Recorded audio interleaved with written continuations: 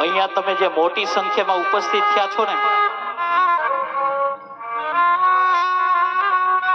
આજે માં ખોડલે એક તાતરે આપણને બધાને બાંધ્યા છે ને,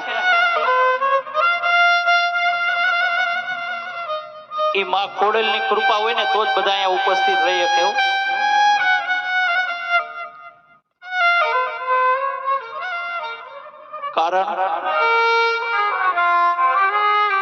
કારણ કે માતે માં બીજા બધા વગડાના વા.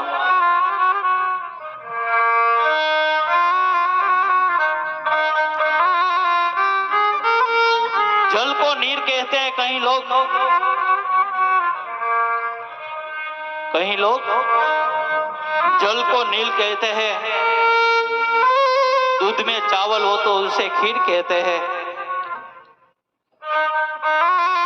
कहीं लोग जल को नीर कहते हैं, दूध में चावल हो तो उसे खीर कहते हैं.